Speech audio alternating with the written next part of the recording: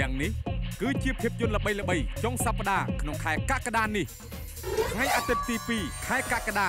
រឿងខ្មោចត្រឡោកបែក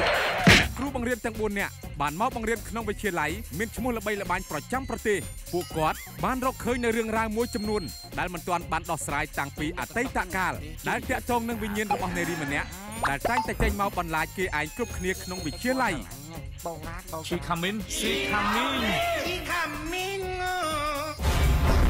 ថ្ងៃអាទិត្យទី9ខែកក្កដារឿងអូនណា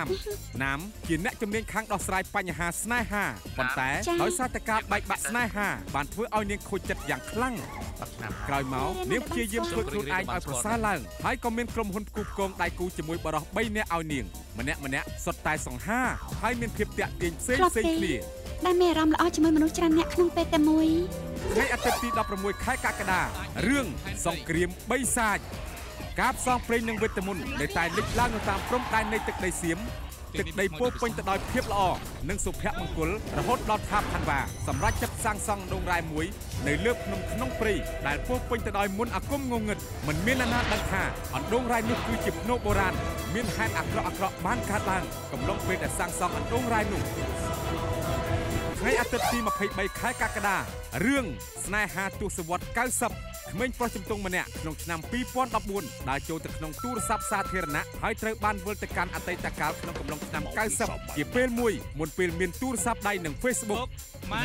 គាត់ព្យាយាមកែប្រែទំនាក់ទំនងរវាងឪពុកម្ដាយរបស់គាត់ដោយរំខានមិត្តភ័ក្តិតាំងពីតូចរបស់ឪពុកគាត់ប៉ុន្តែគាត់បែរជាធ្លាក់ក្នុងអន្លង់ស្នេហ៍នាងទៅវិញហេតុអីនាងមិននិយាយទូរស័ព្ទព្រោះថាសរសេរគឺអាចកុហកបានតែថាខ្សែភ្នែកគឺកុហកមិនបាននោះទេហើយឥឡូវនេះមានអារម្មណ៍យ៉ាងម៉េចដែរថ្ងៃអាទិត្យទី30ខែកក្កដារឿងនិទានស្នេហ៍ឈ្មោះតកែបាទរឿងនេះជារឿងកំប្លែងមនោសញ្ចេតនា